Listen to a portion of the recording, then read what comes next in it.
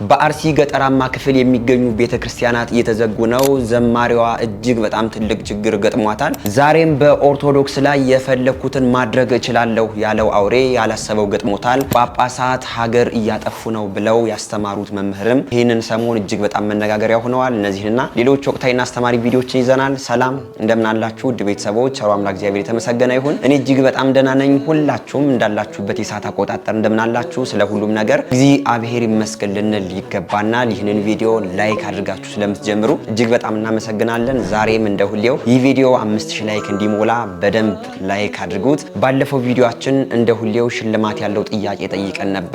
ከመለሱ ሰዎች መካከል እጣ የወጣለት አካውንት ነው። ባለዚህ አካውንት ከታች በምትመለከተው የቴሌግራም እና የቲክቶክ አካውንት ኮንታክት በማድረግ እንግዲህ 500 ብር የሞባይል ካርድህን መውሰድ ትችላለህ። ዛሬም በቪዲዮአችን እንደሁሌው የሚያሸልም ጥያቄ አለን። እስከ ፕሮግራሙ ፍጻሜ አብራችሁን ቆዩ። አሁን እንግዲህ የገና ጾም ወይም ደግሞ የነቢያት ጾም እንደተጀመረ ይታወቃል። ይህንን አስመልክቶ አንድ ቪዲዮ አይተን እንመለሳለን። ጾም ምን ይጠቅማል ብትሉ ይሄ የነቢያት ጾም አሁን ህዳር ጾም የምንለው ምን ጾመው ከእግዚአብሔር ጋር የሚያነጋግር ጾም ነው። እንግዳው ከእግዚአብሔር ጋር መነጋገር የሚፈልግ ይጾም፣ ከሰይጣንና ከስጋው ጋር መነጋገር የሚፈልግ ደግሞ ይብላል። ምርጫው እናንተ ነው። ሙሴ ይሄንን ጾም ጾሞ እግዚአብሔርን አነጋገረ። ከዚህ በላይ እድልስ አለ ወይ? እግዚአብሔርን ከማነጋገር በላይ ምን እድል አለ? እግዚአብሔርን ለማነጋገር 100 ዓመትስ ብንራብ እግዚአብሔርን ማነጋገር እኮ የነፍስ ጥጋብ እኮ ነው። እግዚአብሔርን ማየት፣ እሱን መስማት። አጸም ዘይነብበኒ እግዚአብሔር አምላኬ እስመ ውእቱ ይነብብ ሰላም ለሕዝቡ። እግዚአብሔር ንግግሩ ሰላም ነው፣ ልብን የሚያረጋጋ የእግዚአብሔር ንግግር የሞት ማሰሪያን የሚቆርጥ ነው። መምህራችን እናመሰግናለን። አሁን እንግዲህ የነቢያት ጾምን ወይም ደግሞ የገና ጾምን ጀምረናል። አብዛኛዎቻችን ግን ይህ ጾም የሚመስለን የፍቃድ ጾም ነው። ከፈለግነ ምን ጾሞ ካልፈለግነ ደግሞ ትጹሙ ብላ ቤተክርስቲያን ያዘዘችን ይመስል አሁን ላይ እንግዲህ በየስጋ ቤቱ የክርስቲያን ስጋ ቤት ተብሎ ኦርቶዶክሳውያን በዛ ገብተው ሲመገቡ ይታዩ ይገኛሉና አንድ ኦርቶዶክሳዊ ግዴታው ከሆኑ ነገሮች መካከል 7ቱ የአዋጅ አጽዋማትን በስርዓት መጾም ነው። ከ7ቱ የአዋጅ አጽዋማት መካከል ደግሞ ይህ የነቢያት ጾም አንዱ ነው። አሁን ላይ ግን ሁላችንም በግድ የለሽነት እንደፈለግን ስንሆን እንታያለና እባካችሁ ኦርቶዶክሳውያን ግዴታችንን እነዚህን 7ቱን የአዋጅ አጽዋማትን በስርዓት ልንጾም ይገባናል እንጂ እንደው አብዛኛዎቻችን ግዴታ ኦርቶዶክስ ተዋሕዶ ቤተክርስቲያን ጾሙ ብላ የምታዘነን የአብይ ጾምን ብቻ ይመስለናል። ግን ይህ ብቻ አይደለም። 7ቱ የአዋጅ አጽዋማት አሉ። ከ7ቱ የአዋጅ አጽዋማት ደግሞ ይህ የነቢያት ጾም አንዱ እንደሆነ ልናውቀው ይገባናል ማለት ነው። መብላት የጀመራችሁ ሰዎችም ካላችሁ ወደ ንስሐ አባታችሁ ቀርባችሁ ያው ተነጋግራችሁ ወደ ጾሙ ልትመለሱ ይገባል እንጂ አንዴ በልቻለሁ ችግር የለም ያሆኑ ዓመት ይለፈኝ የሚባል ነገርም እንደሌለ ልታውቁት ይገባል። እንኳን ለዚህ ጾም በሰላም አደረሳችሁ። አሁን ላይ ግን በየከተማው የምናየው ነገር እጅግ በጣም የሚያሳዝን ነው። ከአንድ ኦርቶዶክሳዊ አማኝ የማይጠበቅ ነገሮች በዚህ ጾም እየተካሄዱ ይገኛሉ። ከእንዲህ አይነት ነገሮች እንጠበቅ እንላለን። እናንተም በዚህ ቪዲዮ ላይ ያላችሁን አስተያየት ኮሜንት አድርጎ ቀጥላን ቪዲዮአችን። ጉቦ እኮ ክህነት ያሽራል። ልንገራችሁ፣ ምናልባት እንግዲህ ቅጥረኛ ካለ ሳልናገረው አላልፍም። በጉቦ የተቀጠረ ካለ እጅግ አሳፋሪ ይሆናል። እጅግ አሳፋሪ። በጉቦ የተቀጠረ ካለ ምን ብሎ ሊቀድስ ነው ወዳጄ? ምን ብሎ ሊያገለግል ነው? አሃዱ አብ ቅዱስ፣ አሃዱ ወልድ ቅዱስ፣ አሃዱ ውእቱ መንፈስ ቅዱስ እንዴት ሆኖ ሊሆን አይችልም። ና ተመለስ፣ ወደ ቤትህ፣ ወደ አገልጋይነት ተመለስ። ወደ ቅጥረኛነት አትግባ። ካህን ቅጥረኛ አይደለም። ካህን አገልጋይ ነው። ምዕመናን ለማገልገል ሌት ተቀን ለምዕመናን ማገልገል ብቻ አይደለም፣ ለምዕመናን ለመሞት የተዘጋጀ ነው። ካህን፣ ጳጳስ፣ ሊቀ ጳጳስ፣ ቄስ፣ መምህር፣ ይሄ ነው አገልግሎቱ። እና ተመለስ ወደዚህ። የንጉሥ አገልጋይ አትሁን፣ የካድሪ አገልጋይም አትሁን። ልንገራችሁ ቅልጡ 2 ማሊያ አትልበሱ። ቃልዮት ያሰማል መምህራችን። እንግዲህ አንድ ዲያቆን ለመቀጠር 500 ሺህ ብር ይከፍላል። አንድ ካህን ለመቀጠር እስከ 1 ሚሊዮን ብር የሚከፈልበት ሁኔታም እንዳለ እንግዲህ በጣም ብዙ መረጃዎችን ስንሰማ ነበር። ግን ደግሞ ይህ የክህነት አገልግሎት እንዳልሆነ ጉቦኝነት ክህነት እንደሚያሳጣ ሁላችንም ልናውቀው ይገባናል። በእንዲህ አይነት መንገድ ደግሞ ወደዚህ ወደ ቤተክርስቲያን አገልግሎት ገብተው 500 ሺህ ብር 1 ሚሊዮን ብር ደግሞ ከፍለው የገቡ ሰዎች የሚያስቡት ነገር እግዚአብሔርን ማገልገል ቤተክርስቲያንን ማገልገል ሳይሆን የከፈሉ የከፈሉትን 500 ሺህ ብር 1 ሚሊዮን ብር በአጭር ጊዜ ለማስመለስ ነው የሚፈልጉት እና በዚህ በቤተክርስቲያን አካባቢ የምንገኝ የቤተክርስቲያን አገልጋዮች እባካችሁ ከጉቦኝነት ከሙሰኝነት እግዚአብሔር ከማይወደው ተግባር እንውጣ እያሉ መምህራችን እጅግ በጣም ደስ የሚል ትምህርትን አስተምረውናል። እስኪ አንድ አባታችን ደግሞ ይህንን ሰሞን የተናገሩት ነገር እጅግ በጣም መነጋገሪያ ሆኖ ነበር። እስኪ ይህንን ነገር አንዴ ሰምተነው እንመለስ። ይህን ያህል ብር ካልሞላ ታቦቱ አይገባም። ሚካኤልን ተወዱታላችሁ? አሁን ወደዋለን። እንወዳለን። እጃችሁን አውጡ። እጅ አወጣን በሩ ወደ ኪሳችሁ ግቡ፣ ያላችሁን አውጡ። አሁን ይሄ ይባላል መድረክ። ይህን ያህል ሺህ ብር ዛሬም በግድ ማስገባት አለብን። ይህን ያህል ሺህ ብር ካልገባ ታቦቱ አይገባም። እኔ ሚካኤል ሲል ሰምቼ ይህን ከምሰማ ብዬ ታቦቱ ሳይገባ ትጀጃል። ይሄ ሁሉ ይታሰብበት። ኧረ እንደው ሰምታችኋል። ሁሉም ወጣቱ ሰምቷል። አያስቀጥልማ። ይሄ የዓለሙ ሕዝብ ተጫውቶ የጨረሰው ቁማር ነው። እንደ ቤተክርስቲያን ፍጹም ሊገባ አይገባም። ተወደዳችሁ እልል በሉ። ይሄ ነው ትምህርቱ። ምንድነው? አጨብጭቡ። ለመድኃኒዓለም ክብር መግለጫ 10 ብር ዛመታለ ያጨብጭቡ። የመድኃኒዓለም ክብር በብር ይገለጻል። ይሄ የተንዛዛው ስብከትስ ቢቀር 4 ሰባኪ አለቃው ደግሞ የቀረብኝና ለሰው የበላይ የመጡትን እንዳይቀማ የበላዮቹ ይቆጡኛል ይላል። ሰጥቶ ሲያስተምር ቆይተው ሲነሱ ደግሞ እንዴ እኔስ ደግሞ አለቃው መች አስተማሪ ይሉኛል። እነሳና እንደገና ድብልቅልቅልቅልቅ ያደርገዋል።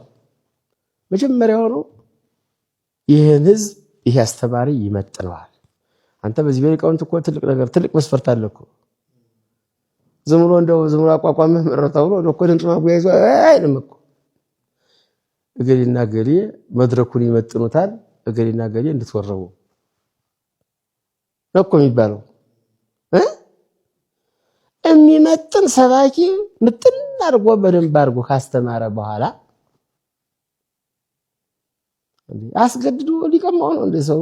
አባታችን የተናገሩት ነገር ምንም ሐሰት የለበትም፣ እውነት ነው። አሁን ላይ በንግስ በዓላት ያው ሰው ከሚማረው ይልቅ ገንዘብ የሚለመንበት ሰዓት እጅግ በጣም ብዙ ነው። አብሶ ደግሞ እንዲህ አይነት ችግሮች የሚመጡበት ዋና ምክንያት ምንድነው? እኛም ኦርቶዶክሳውያን በስርዓት አስራታችን ባለመክፈላችን አሁን ላይ ሁሉም ነገር አላማው በቃ ገንዘብ መሰብሰብ ሆኗል። ግዴታችን ልንወጣ ይገባል። በትልቁም ቢሆን ቤተክርስቲያን ላይ የምናገለግል እንደዚህ መድረክ የምንመራ ሰዎች ደግሞ አብሶ ሰው የሚማርበትን ነገር በትልቁም ቢሆን ልንፈጥር ይገባል እንጂ በንግስ በዓላት ጊዜ በዚህ መልኩ ታቦት አቁሞ 2 ሰዓት የወጣ ታቦት እስከ 5 ሰዓት እስከ 6 ሰዓት ጥላ ዘግዝቀን ሰውን ማማረሩ እጅግ በጣም አስቀያሚ ነው። የሚገርማችሁ ነገር ሰውን እጁን ወደ ላይ ይባላል። አባታችን ተናግረውታል። ከዛ ወደ ኪስ አስገባ ይባላል። ያለህን አውጥተህ ስጥ ነው የሚባለው አይደለ? እና ይሄ ደግሞ እጅግ በጣም ነገ በኋላ ሰውም ወደ ቤተክርስቲያን እንዳይመጣ ነው የሚያደርገው። አንድ ሰው እንደ 5000 ብር 4000 ብር ደሞዝተኛ ሆኖ ቤት ክራይ ሊከፍል ያስቀመጠውን ኪሱ ላይ እንኳን በቃ አውጥተህ ስጥ ከተባለ አውጥተህ ስጥ ነው። አንዴ በቃ ተገዝቷል። በማርያም በገብርኤል ብለናል ይባላል ደግሞ መምህሩ። ይህ ሰው እንግዲህ ነገ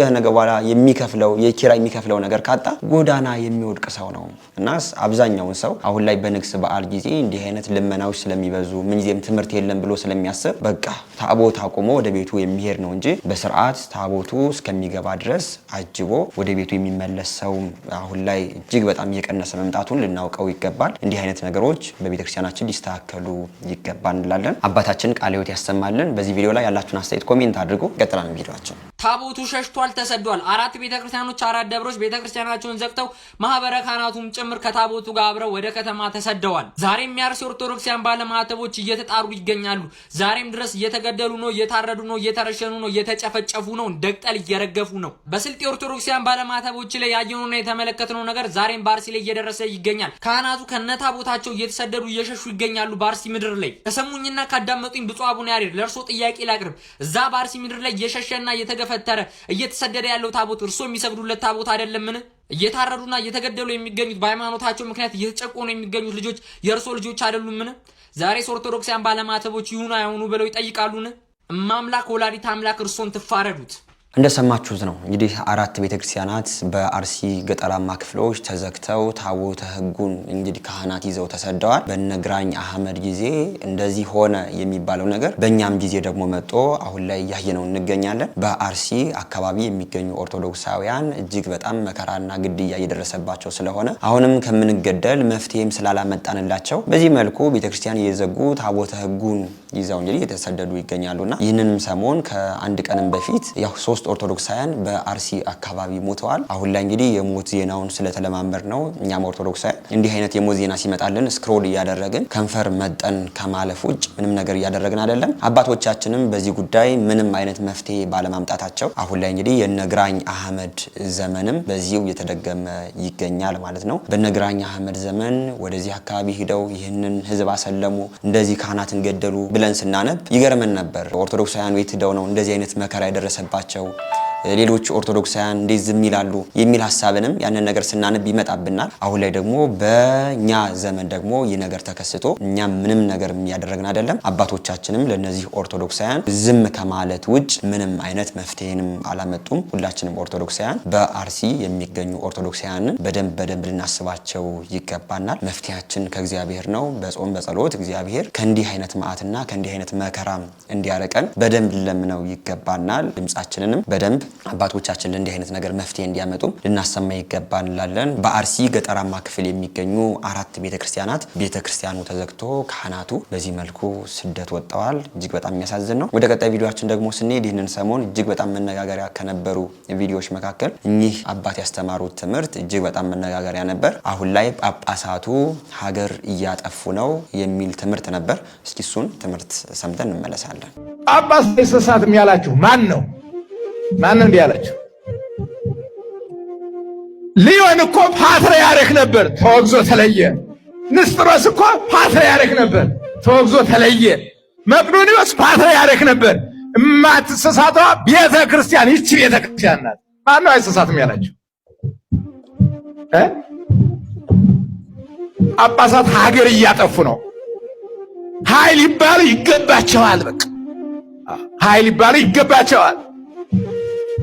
በጣም አሩሲ ላይ ኦርቶዶክሳውያን ተመርጠው እየተገደሉ ሲያተቀምጦ ዝም ማለት የወንጀል ወንጀል ነው። ምን እያደረግን? የመምህር ነኝ። አሁን መምህር ሊሆን ይችላል፣ እመጥናለሁ ለዚህ ቤተክርስቲያን።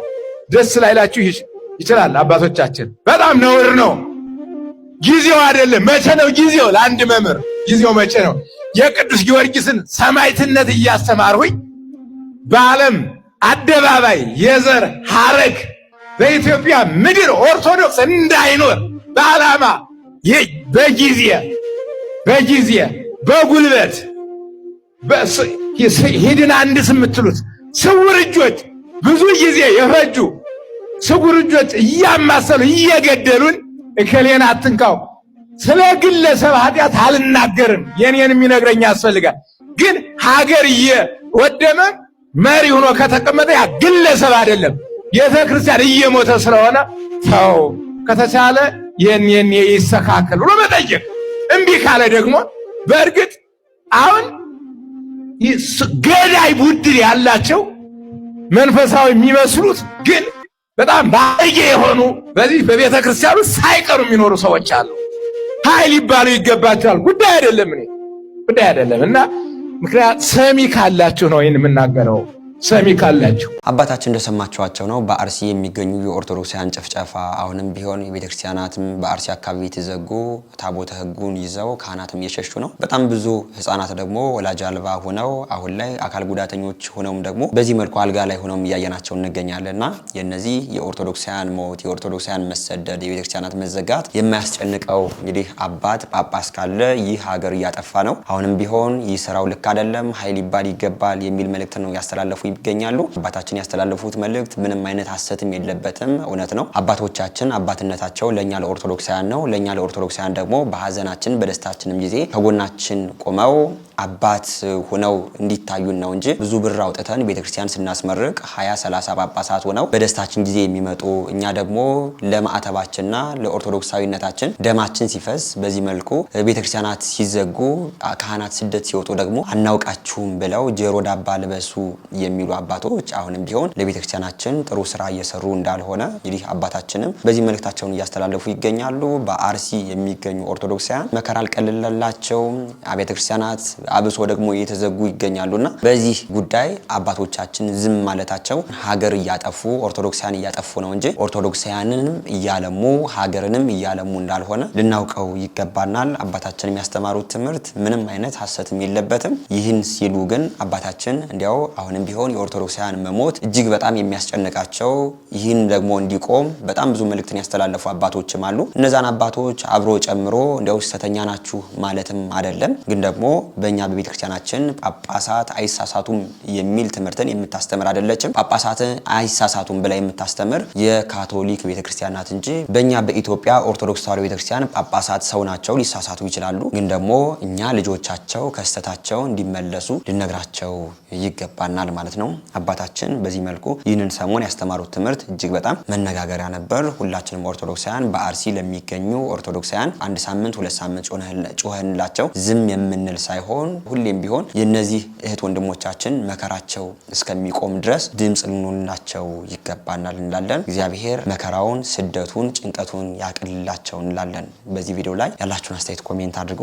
ገጥራን ቪዲዮአችን መጽሐፍ ቅዱስ ላይ ትምህርት ቤት ሄዱ የሚል ቃል የለም እና ውዶቼ ኃጢአት እየሰራን ቢሆንስ? መጽሐፍ ቅዱስ የሚሰጠን ስም ዝርዝር ሳይሆን በዘመናት የማይለወጥ የጥበብ መርህ ነው። ቃል ብቻ በመፈለግ አይጠናም ወይም አይነበብም። መጽሐፍ ቅዱስ የራሱ ያጠናን ዘዴ ያለው። ለምሳሌ ስልክ አትጠቀም፣ መኪና አትንዳ አይለንም። ነገር ግን ስልክ ስንጠቀም የምናማ የምንዋሽ ከሆነ፣ መኪና ስንነዳ ሰዎችን የምንገጭ ከሆነ ኃጢአት ነው።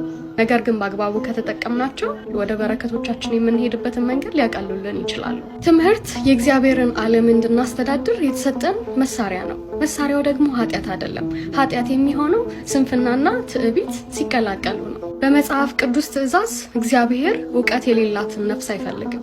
ሰነፍ እንድንሆን አይፈልግም።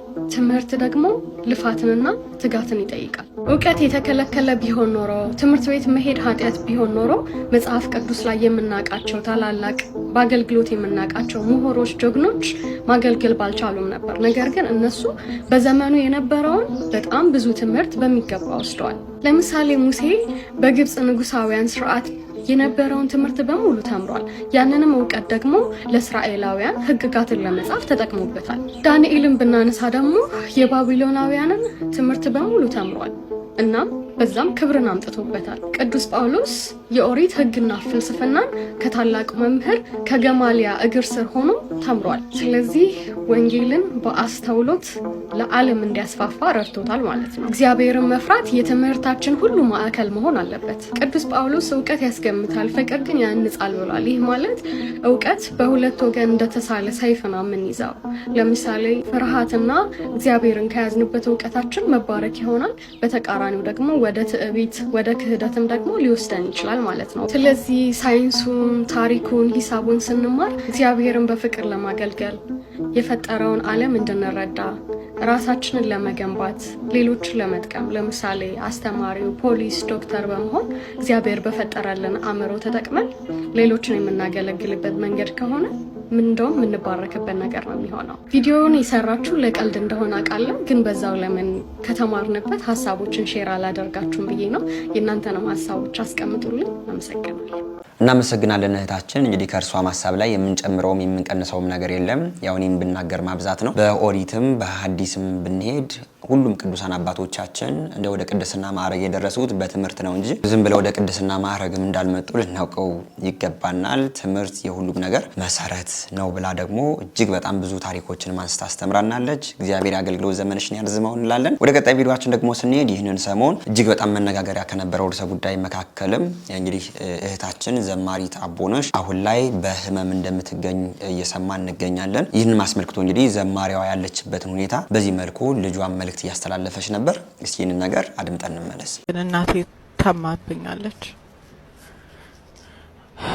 እና በልቤ እናንተን እንድነግራችሁ ስለሚሰማኝ ነው እዚህ ላይ የገባሁት። ወደ እግዚአብሔር ስለመጣች ብዙ ፈተና አልፋለች። አሁንም ብዙ ፈተና ላይ ናት። ግን የእናንተ የእግዚአብሔር ኃይል ይበልጣል። የእናንተ ፍቅር ስትሮንግ እንድትሆን ስለሚያረጋት ጸልዩላት።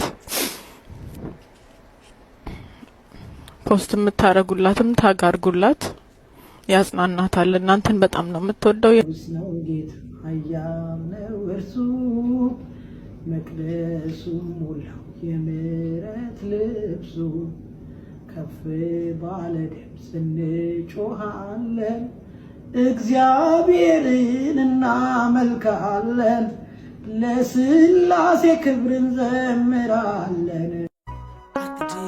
ይማሉና ቀናት ሰፈሩልኝ። ሁላችንም የምንወዳት ከዓለሙ ጫጫታ ከዘፈኑ ወጥታ እንግዲህ ወደ ቤተክርስቲያን ተጠግታ አሁን ላይ በመዝሙር የምናውቃት ዘማሪት አቦነሽ በጠና እንደታመመች እንግዲህ ልጇ እየነገረችን ትገኛለች። ሁላችሁም ኦርቶዶክሳውያን እባካችሁ ለእናቴ እግዚአብሔር ፈውስ እንዲሰጣት እግዚአብሔር ይማርሽ በሉልኝ እያለች እንግዲህ መልእክቷን ያስተላለፈች ትገኛለች። እንግዲህ ልጇ በዚህ መልኩ መልእክቷን ስላስተላለፈች ለሁላችሁም ለኦርቶዶክሳውያን ይዳረስ ዘንድ ነው እንግዲህ የልጅቱን ቪዲዮ ያመጣሁት። ሁላችሁም በጸሎታችሁ አስቧት፣ እግዚአብሔር ምሕረት ይላክላት እንላለን። ወደ ቀጣይ ቪዲዮአችን ደግሞ ስንሄድ ይህንን ሰሞን በሰርጎችን እያየን ነበር። አብሶ ባለፈው ቪዲዮ አንዳንድ ኦርቶዶክሳውያን የማይወክሉ ነገሮች እየተካሄዱ እንደሆነ አብሶ ኦርቶዶክስ ነን በሚሉ ኦርቶዶክሳውያን ላይ እንዲያው መንፈሳዊነትም ዓለማዊነትም የሌለውና ለኦርቶዶክሳዊ ስርዓት ሰርጋቸውን አላስጠጉት ወይም ደግሞ ዓለማዊ ነገር አልያዙ ዝም ብለው ድብልቅልቅ የሆኑ ነገሮችን ስናይ ነበር። ዛሬም እስኪ የሰርግ ሁኔታንም እያየው ነበር።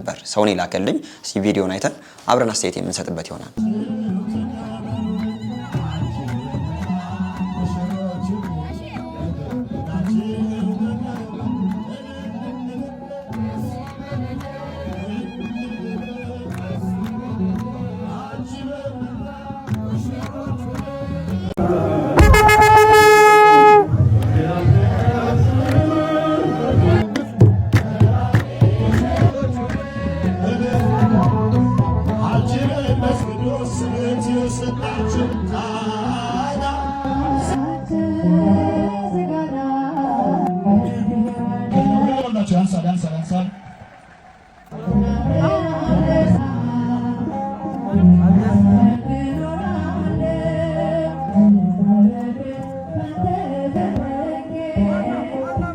እህታችንና ወንድማችን እንዳያቸዋቸው ነው። ይህንን ቪዲዮ እንግዲህ አንድ የቻናላችን ተከታታይ ነው ያው ቴሌግራም ላይ የላከልን።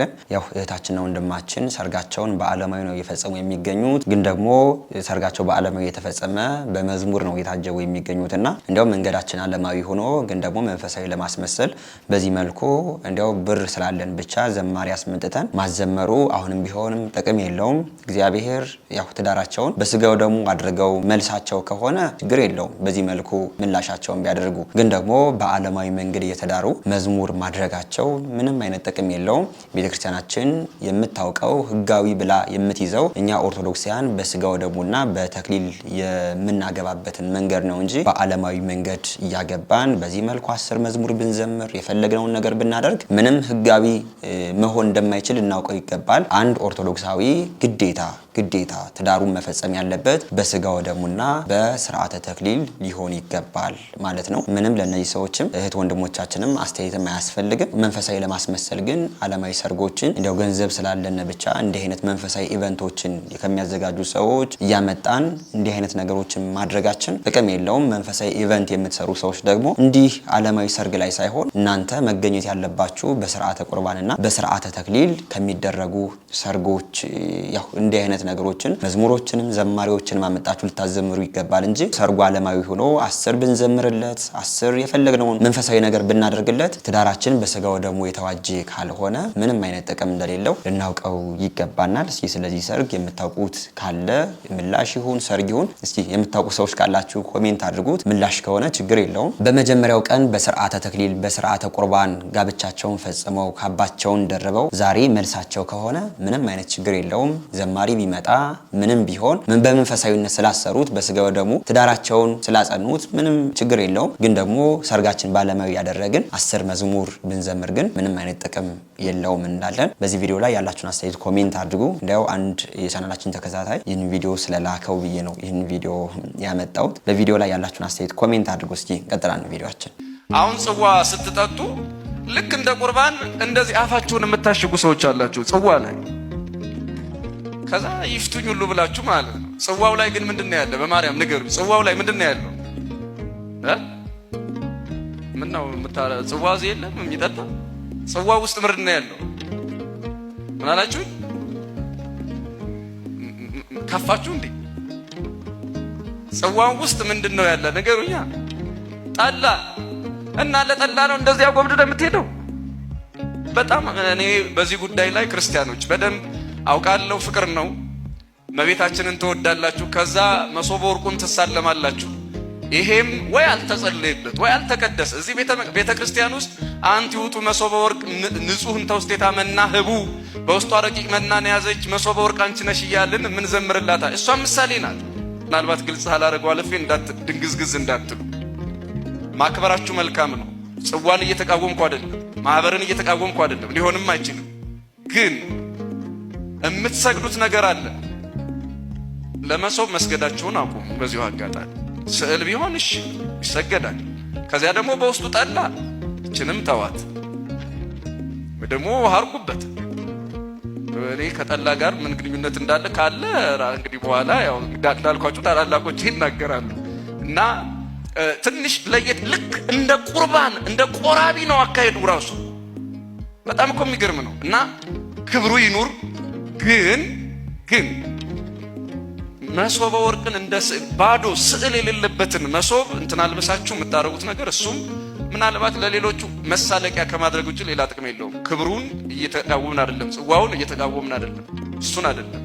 ግን ልክ እንደ ስጋና ደም እንደ ቁርባን አይነት አካሄድ እዚያ ላይ ስለምናይ ነው ይሄንን ያልኩት። እና በተረፈ ቅዱሳት ስዕላት ካሉ ግን አውዚያ እንሰግዳለን፣ አውዚያ እናመሰግናለን። ነገር ግን ክርስቲያኖች ቅዱሳት ስዕላትን እናከብራለን እንጂ አናመልክም። መምህራችን እናመሰግናለን። አብዛኛዎቻችን ኦርቶዶክሳውያን ሁለትም ሶስትም ከዛም በላይ የሆነ ሰብሰብ ብለን ጽዋ ማህበራት ላይ እንሳተፋለን። ግን ደግሞ በጽዋ ማህበራት ላይ እንደው መደረግ ያለባቸው ስርዓቶች ምንድናቸው፣ መደረግ የሌለባቸው ምንድናቸው የሚለውን ነገር አብዛኛዎቻችን አናውቅም። መደረግ ከሌለባቸው ነገሮች መካከል እኚህን መምህራችን ጠቅሰው ነግረውናል። እነዚህ አይነት ነገሮችን የምናደርግ ሰዎች ካለን አሁንም ቢሆን በደንብ ልናስተካክል ይገባናል። በሌሎች ቪዲዮዎች ደግሞ በጽዋ ማህበራት መደረግ ያለባቸው ስርዓቶች ምንድናቸው የሚለው ነገር በሰፊው እንግዲህ በሌላ ቪዲዮ የማስመለክታችሁ ይሆናል። መምህራችን በዚህ መልኩ ደስ የሚል ትምህርትን ያስተማሩን፣ እግዚአብሔር አገልግሎት ዘመናቸውን ያርዝምልን። ወደ ቀጣይ ቪዲዮአችን ደግሞ ስንሄድ ያው ስዕል አድኖ በመቅደድ አሁንም ቢሆን ታቦታትን መስቀል አደባባይ ወስጄ እንደው አቅም ቢኖረኝ አቃጥላለሁ ብሎ ሲናገር የነበረው ሰው አሁንም ቢሆን እንደገና አፍ መክፈቱን አላቆመም። ይህም ሰሞን የተናገረው ነገር ሚዲያ ላይ ሲራገብ ስለነበር እንደው ብታዩትና ለዛ ማስተያየት ብንሰጥበት ብዬ ነው ቪዲዮን ያመጣሁት። እስኪ አንዴ ይህን ቪዲዮ አይተን እንመለስ። ኦርቶዶክሳውያን ይሄ የማበሳጨት ነገር ይታይቦታል።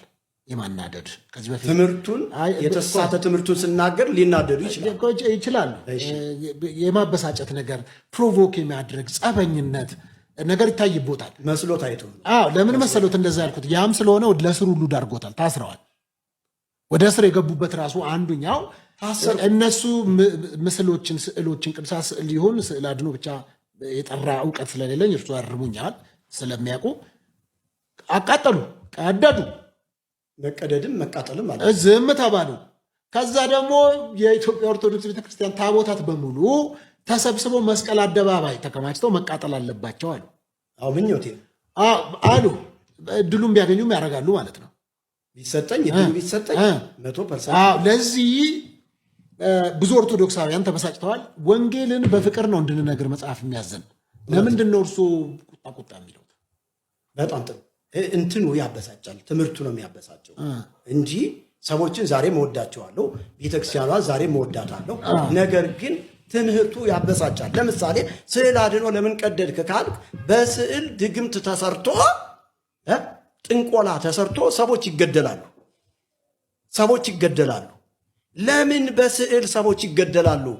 ይህ በሽተኛ የሆነ ሰውዬ ደግሞ እንደገና ተነስቶበታል። ከዚህ በፊት ስዕላትን ሲቀድ ታቦታት እንደዚህ አደርጋለሁ ሲል ነበር። አንድ ቀን ሁለት ቀን ታሰረ። ያው እኛ ኦርቶዶክሳውያን ምንም ማድረግ ስለማንችል በአንድ ቀን በሁለት ቀን ተፈቶ አየነው። ዛሬ ደግሞ ማንም ምንም አያመጣም ብሎ ምንም እንደማናመጣ አውቆ ያው እኔ አቅም ባገኝ አሁንም ቢሆን ኦርቶዶክሳውያን ያው ስዕላቶቹ መቀደድ አለባቸው፣ ታቦታቱ መስቀል አደባባይ ኃይል ባገኝ አቃጥላለሁ እያለ ነው እየተናገረ የሚገኘው። ይህ ሰው ኃይሉ አሁንም ቢሆን አፉ ስለሆነ ነው እንጂ ይህ ሰው ኃይል ቢኖረው 4-3 ሆኖ ቢደራጅ ነገ በኋላ ኦርቶዶክሳውያን የሚያርድ ቤተክርስቲያን የሚያቃጥል አረመኔ የሆነ ሰው እንደሆነ ልናውቀው ይገባል። እኔ በጣም ከማዝንበት ነገር መካከል ምንድነው በቤተክርስቲያናችን የህግ ክፍል አላት የራሷ ቤተክርስቲያን፣ ግን ደግሞ እነዛ የህግ ክፍሎች ምን እንደሚሰሩ አናውቅም። እንዲህ አይነት ሰዎች ግዳውን ለይስ ሙላ አንድ ቀን ይታሰራሉ፣ በሁለተኛው ቀን ኦርቶዶክሳውያን ምንም አታመጡም ብለው ደግሞ እንደገና ብሶባቸው ነው አሁን ላይ እየወጡ የሚገኙትና ግን ምንም እንደማንችል በአንድ ግለሰብ እንኳን የፈለገውን ነገር ቢለን የፈለገውን በቤተክርስቲያን የምንጠቀምባቸው ነው የቅድሳት እንደፈለገ ቢያደርግ ምንም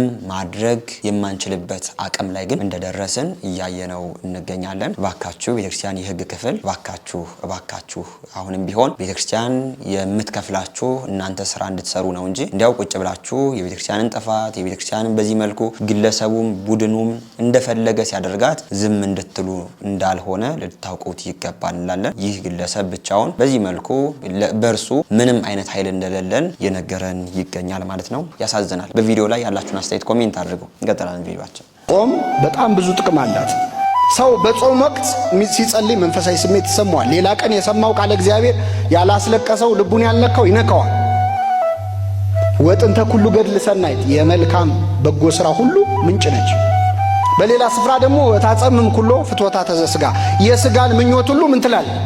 ጸጥታ ዝሙትን ያጠፋል። ጾም ከሚጾም ሰው አፍ እሳት ይተፋል ይላል አባ ጊዮርጊስ። የሚጸልይም አይኑን ይወጋዋል። ስለዚህ ጨንቆታል ሰይጣን ወዴት እንደሚሄድ ችግሩ ሲፈታ እኛም አብረን እንፈታለን። ከዚያ ይላል ወንጌሉ ተመልሶ ሲመጣ ቤቱ ተጠርጎ ያገኘዋል። ይህን ጊዜ ጓደኞቹን ጠርቶ ከፊት ይልቅ ሌሎች 7 አጋንንት አብረው ይገቡበታል። ለዚያ ሰው ከፊት ይልቅ የኋለኛው ይከፋበታል ይላል። ከዚህ ሰውረን እግዚአብሔር። ጾም የሥጋ ረሃብ ነው፣ የነፍስ ግን ጥጋብ ነው። ቅዱስ ዮሐንስ አፈወርቅ ይላል አንድ ሰው አንድ ቤት ተቆልፎብህ ሳትበላ ሳትጠጣ ከርመህ በጣም በረሃብ ቆይተህ ስትወጣ ትልቅ ሕንፃ ይሰጣል ቢባል ይስማማል አይስማማም? ሕንፃ አረኩት ኮንዶሚኒየም ይሰጣል ቢባል ይስማማል አይስማማም? ይስማማል። ምክንያቱም እየራበውም ቢሆን የሚያስበው ምኑን ነው? መንግሥተ ሰማያትን ለመውረስ ሰው ዕድሜውን ሙሉ ቢጾም ያዋጣል ያዋጣው? ለዘላለም ሕይወት ማለት ግን ቤተክርስቲያን አቅማችንን ስለምታይ ምን ያህል ለጾም እንደምታደላ የምታውቁት። አንድ ሰው በጽኑ ደዌ የተያዘ ሰው መድኃኒት የሚወስድ ሰው እንዲጾም አይገደድም ታውቃላችሁ። ግን የሚሞት ከሆነ እስኪሞት ድረስ ይጹም ይባል። እስኪሞት ይብላ አይደለም ይባል፣ ይጹም። መንፈሳዊት ቤተክርስቲያን ነች እና ሐዘን ለአብዳን ይላታል ቅዱስ ያሬድ። ጾም የሰነፎች ሐዘን ነች፣ ወትፍሲት ለጠቢባን የጠቢባን ደስታ ነች። ሰነፎች ጾም ያስጠላቸዋል። ገና ጾም በገባ በአንድ ቀኑ ሊፈታ ስንት ቀን ቀረው የሚል ሰው አለ። ሐዘን ለአብዳን ማለት ነው። ለጠቢባን ደስ ተደስቶ ለመጾም እግዚአብሔር በቸርነቱ ይርዳል። እንዴት ብንጾመው ነው እግዚአብሔር ደስ የሚለው? ይህን ልናገርና ያበቃለሁ። እግዚአብሔር ብዙ እንዲህ አድርጋችሁ ጾሙ ብሎ ተናግሯል። በነገራችን ላይ ጾም ያስፈልጋል አያስፈልግም የሚለውን ጥያቄ ክርስቶስ አልመለሰውም፣ ዘሎታል። ዘለለውና ስትጾሙ ብሎ ነው የጀመረው። ምን ስትሉ? መቼስ መጾምማ እሱ የታወቀ ነው አለ። መጾም ያስፈልጋል አያስፈልግም እሱ የክርስቲያን ጥያቄ አይደለም። ስትጾሙ አለ አፈጻጸሙ ላይ ነው እንጂ ውይይት ያደረገው ራሱ አስፈላጊነቱ ላይ ጥያቄ ነው። ስትጾሙ እንደ ግብዞች አጠውልጉ፣ ለታይታ አታድርጉት፣ ለተሪዮ አታድርጉት አለ። በሌላ ስፍራ ደግሞ ስለ ጽድቅ የሚጾሙ ብፁዓን ናቸው። ስለምን? ስለ ጽድቅ። ሰው በብዙ ምክንያት ሊጾም ይችላል። ለውዳሴ ከንቱ ሊጾም ይችላል እንደ ግብዞች። አጠገቡ ያሉት ሁሉ እየጾሙ እሱ ሲበላ ሆዳም እንዳይባል አፍሮ የሚጾም ሰው ሊኖር ይችላል። ለቁጠባ ሊጾም ይችላል። በምሳው የከበረ ይሏል የኛ መጽሐፍ። ጾም ሲመጣ በቃ የቁርስ የለ ወጪ የምሳ የለ ብሎ ሊያጠራቅም ይጾማል። የጽድቅ አይደል? አይሁድ ጳውሎስን ካልገደልን አንበላም ብለው ጾመዋል። የጽድቅ ነው አይደለም? ስለ ጽድቅ ማለት ምንድነው? ከኃጢአት ለመከልከል ብለው የሚጾሙ ሰዎች ብፁዓን ናቸው። ሕገ እግዚአብሔር ለመጠበቅ ብለው የሚጾሙ በተለይ በዓለማችንም በአገራችንም እንደ ግለሰብም በዚህ ሰዓት ጾም ያስፈልገናል። ያስፈልገናል። ጾም ብቻ የሚፈታቸው ችግሮች አሉ፣ ያለ ጾም የማይፈቱ። መምህራችን ቃለ ሕይወትን ያሰማልን። እንግዲህ አሁን ያለንበት የነቢያት ጾምን ጀምረናል፣ ወይም ደግሞ የገና ጾምን ጀምረናል። በምን መልኩ መጾም አለብን፣ ጾም ጥቅሙ ምንድነው የሚለውን ነገር እጅግ በጣም ደስ የሚል ትምህርትን አስተምረውናል። ሁላችንም ኦርቶዶክሳውያን ይህንን ነቢያት ጾምን ወይም ደግሞ የገና ጾምን በስርዓት ልንጾም ይገባናል። ቅድም በቪዲዮ መጀመሪያ እንደተናገርኩት አንዳንድ ሰዎች ይህ ጾም እንግዲህ ግዴታ ቤተክርስቲያን ያዘዘችው አይመስለውም፣ ዝም ብሎ የፈቃድ ጾም ነው የሚመስለው። ግን ከሰባቱ ግዴታ የአዋጅ አጽዋማት መካከል ይህ የነቢያት ጾም አንዱ ነውና መጾም ያልጀመርነ ሰዎች ካለን አሁንም ቢሆን አባታችንን ሂደን አናግረን ጾማችን ልንቀጥል ይገባናል እንጂ ቅድም እንዳልኩት አንዴ በአሁኑ ተሳስቻለሁ በቀጣይ ዓመት ይመጣ ጾማለሁ የሚል ነገር አይሰራም ማለት ነው። እግዚአብሔር ያገልግሎት ዘመናቸውን ያርዝምልን። የዛሬ ቪዲዮቻችን እነዚህ ይመስሉ ነበር። በንግግሬ ያጠፋሁት ነገር ካለኝ ኮሜንት አድርጉኝ። ሁሌም ቢሆን ለማስተካከል ዝግጁ ነኝ። ዛሬም እንደሁሌው ጥያቄ አዘጋጅተናል። ጥያቄውም የ500 ብር ካርድ ያሸልማል። የዛሬው ጥያቄ ምንድነው? ጥያቄውን አይተን እንመለሳለን። የዛሬው ጥያቄያችን ያልጠፋ ነው ከእግዚአብሔር ምሕረት የተነሳ ነው ርህራሄው አያልቅምና የሚለውን ኃይለ ቃል የተናገረው ማን ነው? ሀ ነብዩ ዳንኤል፣ ለ ነብዩ እንባቆም፣ ሐመርሃ መዝሙረኛው ቅዱስ ዳዊት፣ መ ነብዩ ኤርሚያስ። የዛሬው ጥያቄ ትንሽ ከበድ ይላል። መልሱ ማን ነው? ኮሜንት አድርጎ የመለሱ ሰዎችን ሰብስበን በሚቀጥለው ተሸላሚውን የምናሳውቅ ይሆናል። ይህንን ቪዲዮ ላይክ አድርጋችሁ የጀመራችሁ ሁሉ እጅግ በጣም እናመሰግናለን። ይህንን ቪዲዮ እስካሁን ላይክ ያላደረጋችሁ ሰዎችም ደግሞ አሁንም ቢሆን ላይክ አድርጉ። እናንተ ላይክ ስታደርጉት በጣም ለብዙ ሰው ቪዲዮ የመዳረስ አቅሙ ሰፋ ይላል። ለወዳጅ ዘመዶቻችሁም ሸር አድርጉት። ለቻናሉም አዲስ የሆናችሁ ሰዎች እኔ ተመስገን ነኝ። ቻናሉን ሰብስክራይብ በማድረግ ቤተሰብ ሆኑ። እናንተም ቢቀርቡ የምትሏቸውን ቪዲዮዎች ከታች በምትመለከቷቸው የቴሌግራምና የቲክቶክ አካውንቶቻችን ላኩልን፣ አይተን የምናቀርባቸው ይሆናል። በሌሎች አስተማሪና ወቅታዊ ቪዲዮዎች እስከምንገናኝ እኔንም እናንተንም ቸር ያቆየን።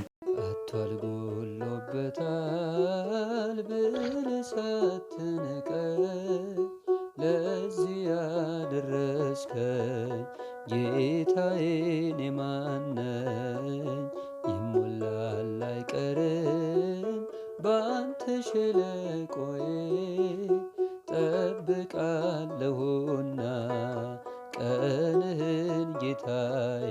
ሐዘን ጽልመት ክፉ ዘመን ቢገጥመኝም እንኳን ያልፋል ሁሉም ታሪክ ሆኖ በፊት ሲለካ ማን አፈረ ማን ጎደለ